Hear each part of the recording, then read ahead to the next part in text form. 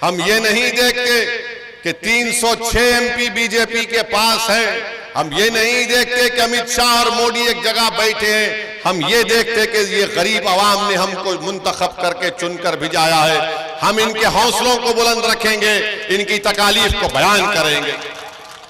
आप पूछ लीजिए, 10 साल से बीजेपी की सरकार है। सबसे पहले अगर पार्लियामेंट में किसी ने लफ्ज सीमांचल कहा तो मजलिस इत्तेहादुल मुस्लिमीन ने कहा। हमने ही सीमांचल सीमांचल कहते रहे तो आज नरेंद्र मोदी को भी पूर्णिया में आकर कहना पड़ा, भाइयों बहनों सीमांचल की जनता उनको कहना पड़ा। ये मजलिस की वजह से उसको बोलना पड़ा। और फिर डॉक्टर जावेद कहते हैं कि मैं 1.5 लाख किलोमीटर चला।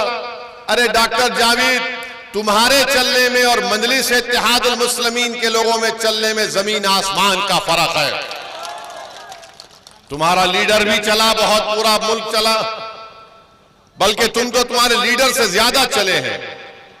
1.5 लाख किलोमीटर डॉक्टर जावेद कहते हैं कि पैदल चले, मगर मैं और अख्तरुल ईमान साहब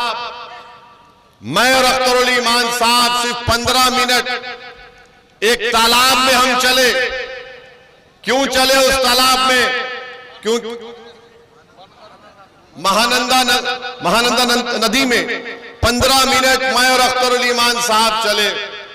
सिर्फ 15 मिनट, घुटनों के बराबर पानी था। हम एक कोने से दूसरा कोना गए। जावेद, तेरे चलने में और हमारे चलने में फर्क ही है।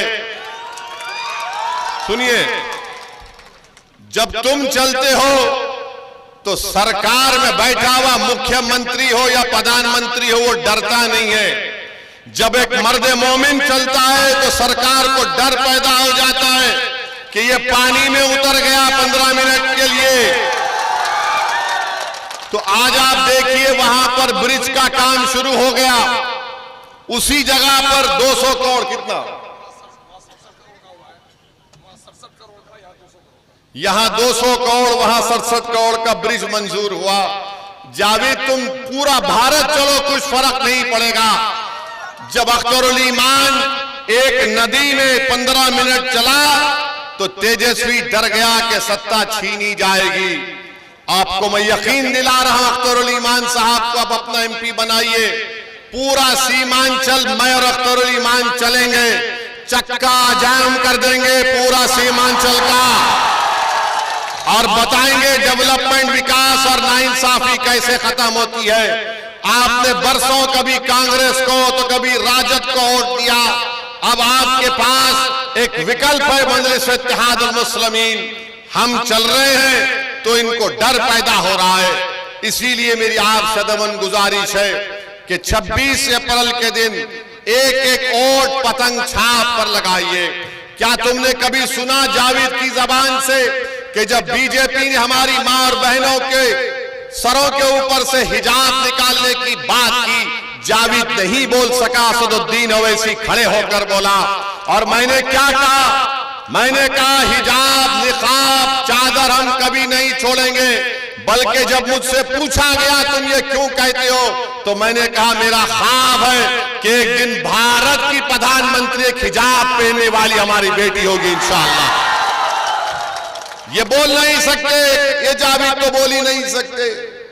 ये बेचारे, ऐसा लगता है कि पार्लियामेंट को जब आते हैं तो ऐसा लगता है कि बड़े ड्राइंग रूम में आकर बैठ गए अब्बा के। ऐसा लगता है, बड़े आदमी है ना, वो पार्लियामेंट में चले गए, लगता है कि बड़ा हो, बहुत हो गया मां के यहाँ पे। नहीं मेरे भाई, हम बैठने के लिए पार्लियामेंट में नहीं आए हैं, हम लड़ने के लिए आए हैं, बोलने के लिए आए हैं, गरीबों के जुल्म को बयान करने के लिए आए हैं, इंसाफ का मुतालबा करने के लिए आए हैं।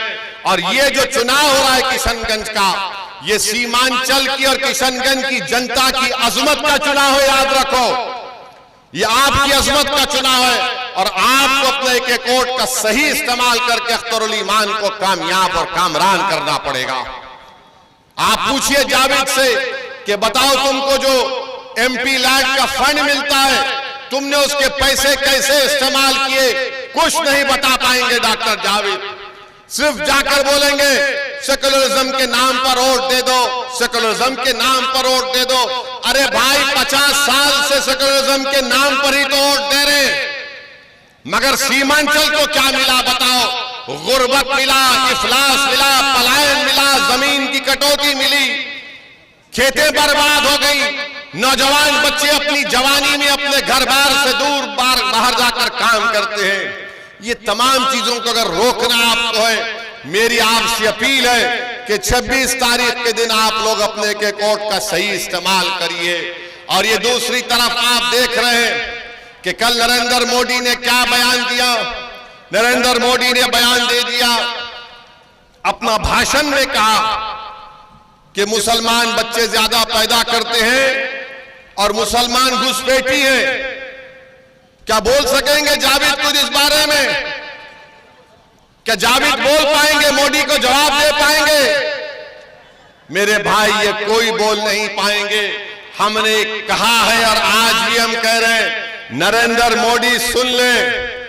एक नरेंद्र मोदी आजकल मेरी गारंटी, मोदी की गारंटी बोलते हैं। मोदी की गारंटी एक है 2002 से कि मुसलमानों से नफरत करो, बस ये मोदी की गारंटी है। मोदी बोलते हैं कि दौलत मुसलमानों को दी जाएगी।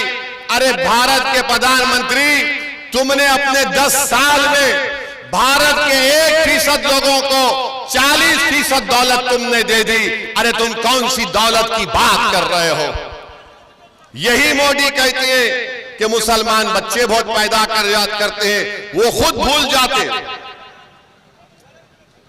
भूल जाते हैं कि उनके 6 भाई हैं। अमित शाह की 6 बहनें हैं, रविशंकर प्रसाद 7 भाई बहन हैं और सबसे छोटे हैं। और ये पूरे देश में नफरत का माहौल पैदा कर रहे हैं नरेंद्र मोदी कि मुसलमान बच्चे बहुत पैदा करते हैं। नहीं, हुकूमत के आदाद और शुमार ये बता रहे हैं कि मुस्लिम खवातीन का फर्टिलिटी रेट बहुत गिरा है, कम हुआ है, बहुत कम हुआ है। ये मोदी नहीं बताते। मोदी यही नहीं बताते कि हायर एजुकेशन में, आला तालीम में 2019-20 में 18 लाख मुसलमान गायब हो चुके हैं। क्यों गायब हुए? क्योंकि नरेंद्र मोदी की सरकार ने देश में खौफ का माहौल पैदा किया, पोस्ट मैट्रिक स्कॉलरशिप के पैसे कम कर दिए। मेरे अजीज दोस्तों और बुजुर्गों, हम आपसे गुजारिश कर रहे हैं कि इस इलेक्शन में आप अख्तरुल ईमान को अपना एमपी मुंतखब करिए। हम आपसे वादा कर रहे हैं कि आप इंशाअल्लाह अल्लाह आपके वोटों से कामयाब करेगा तो अख्तरुल ईमान हमारे बाजू लोकसभा में बैठेंगे इंशाअल्लाह ताला। हम बैठेंगे, अख्तरुल ईमान बैठेंगे और इम्तियाज जलील औरंगाबाद से बैठेंगे।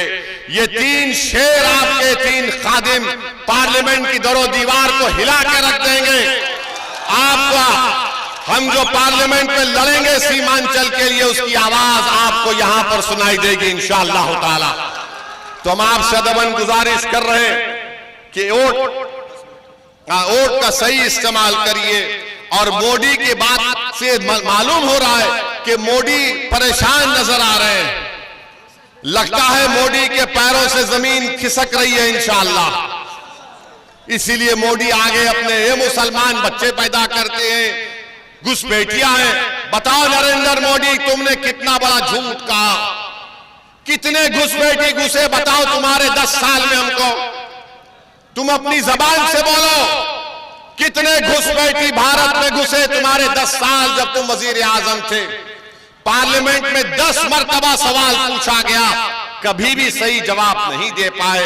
मगर मुसलमानों के ताल्लुक से नफरत पैदा करना हमारे हिंदू भाइयों में कि बच्चे बहुत पैदा करते हैं और घुसपैठी है। अरे बच्चे पैदा कम हो रहे हैं और एक वक्त आएगा जब मुसलमानों की और हिंदुओं की आबादी स्टेबलाइज हो जाएगी। मगर नरेंद्र मोदी सिर्फ नफरत की राजनीति कर रहे हैं। और ये नीतीश कुमार इतना बड़ा कुलाटी मास्टर है कि सर्कस का जोकर भी परेशान हो जाएगा इसकी हरकतों को देखकर। अब कह रहे हैं हमने कह दिया इनको हम नहीं जाएंगे। मोदी भी दिल में सोच रहा होगा पार्लियामेंट के बाद क्या कुलाठी मारेगा नहीं मालूम। और फिर इनका ये उम्मीदवार है जेडीयू का मास्टर का मास्टर कौन है? मास्टर का मास्टर कौन है? मास्टर का मास्टर मोदी है ना।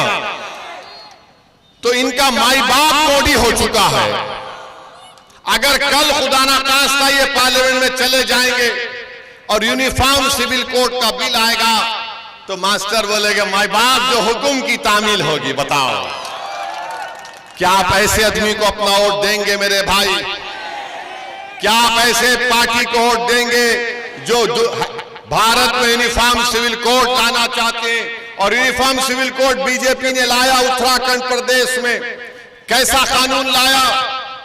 यूनिफॉर्म सिविल कोड उत्तराखंड में कहता है कि मुसलमान अपनी शादी निकाह से नहीं करेगा, स्पेशल मैरिज एक्ट से होगा। अब आप बताइए, आपकी हमारी शादी हुई तो निकाह हुआ, काजी साहब बोले नहीं स्पेशल मैरिज एक्ट। अरे दुल्हन को मेहर नहीं, मेहर कुछ नहीं। शादी अगर खत्म करना है तो दूसरे कानून के तहत तो ये यूनिफॉर्म सिविल कोड होगा। इसीलिए हम आपसे अपील कर रहे हैं कि मजलिस कभी बीजेपी से कॉम्प्रोमाइज कभी नहीं की।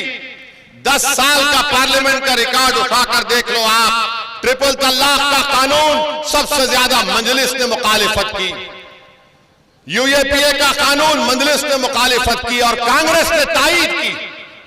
यह कानून जो पार्लियामेंट में बनाया गया यूएपीए का, जिसमें सबसे ज्यादा जेलों में अल्पसंख्यक समाज के मुसलमान, दलित, आदिवासी हैं, 5-5 साल से जेल में। कांग्रेस ने तायीद की और हमको गाली देते हैं। इतने हर कानून पर मजलिस ने मुखालिफत दर्ज कराई और आपकी आवाज को बुलंद किया। हम आपसे ही अपील कर रहे हैं कि 26 तारीख को निकलकर अपना एक वोट पतंग छाप के निशान पर बटन दबाइए। आपको अख्तरुल ईमान को कामयाब करना है। अख्तरुल ईमान की जात को नहीं, ओवैसी की जात को नहीं, बल्कि सीमांचल और किशनगंज की जनता के इंसाफ के लिए, आपके विकास के लिए, आपकी एक ताकतवर आवाज भारत के पार्लियामेंट में होनी चाहिए। जो इन जालिमों से, जो हमारे आईन के दुश्मन हैं, अंबेडकर के बना हुए संविधान को खत्म करना चाहते हैं। इसीलिए मेरी आपसे फिर